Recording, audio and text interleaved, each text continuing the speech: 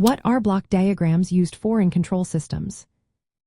Imagine trying to understand a complex machine with many parts. It can be confusing to see how everything works together. That is where block diagrams come in handy.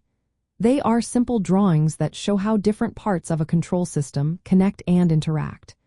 These diagrams help engineers see the big picture without getting lost in complicated details. In control systems, each block in the diagram represents a part of the system, like a motor, sensor, or controller. These blocks are drawn as rectangles with arrows pointing from one to another. The arrows show how signals flow through the system, from input to output. This makes it easier to follow what happens when a signal is sent into the system.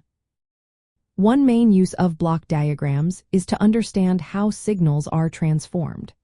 For example, a block might representing a transfer function, which is a mathematical way to describe how a signal changes as it passes through a part of the system.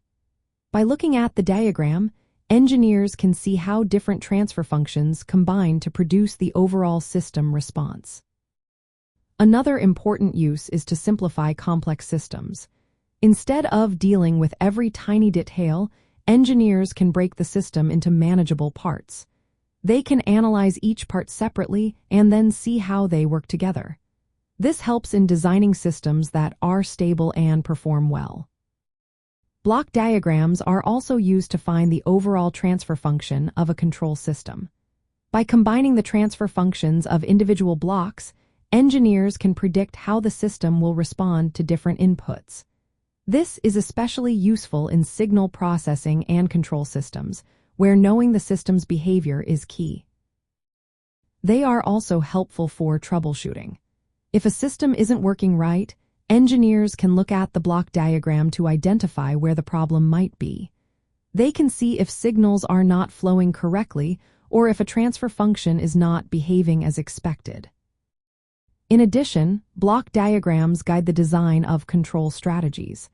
They show how changing one part affects the entire system. This makes it easier to develop controllers that keep the system stable and responsive.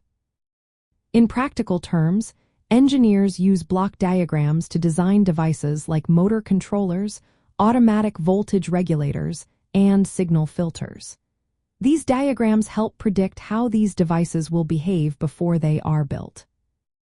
While block diagrams do not show physical details like wiring or energy sources, their mathematical basis in transfer functions makes them powerful tools. They connect theory with real-world applications, helping engineers create better control systems.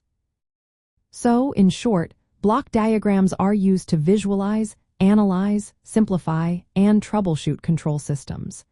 They make complex systems easier to understand and improve, ensuring everything works smoothly together.